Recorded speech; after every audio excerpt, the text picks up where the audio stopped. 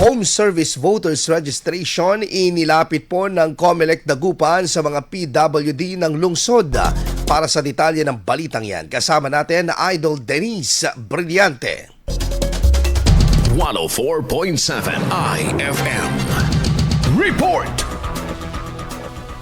Upang mas mapadali at maging mas abot-kaya ang pagpaparehistro ng botante, muling nagsagawa ang Commission on Elections Dagupan ng Home Service Voters Registration para sa mga persons with special needs noong Martes. Isa sa mga binisita ng COMELEC ay si Tatay Lolito Fernandez mula sa Barangay Galvan, kung saan personal na isinagawa sa kanyang tahanan ang proseso ng pagpaparehistro at pag-transfer para sa nalalapit na eleksyon. Sayang din, ma'am, sa mga botante.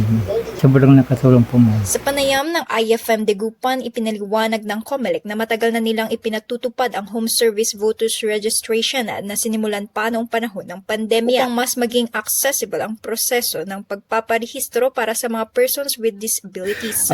Isinasagawa ho natin yung home service na voter registration para doon sa mga kababayan natin na bedridden, yung mga na-stroke o kaya naka-wheelchair. Nagsimula yung home service na voter registration nung pandemic. We understand that yung mga kababayan natin na may kapansanan talagang aside from pandemic may physical disability.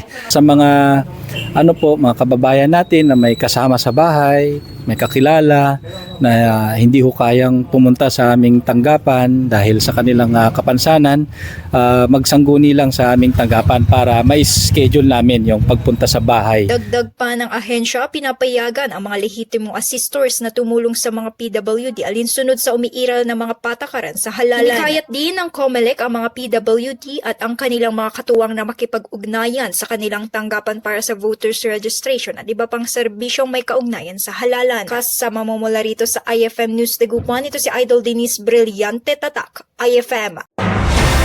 IFM News. IFM News.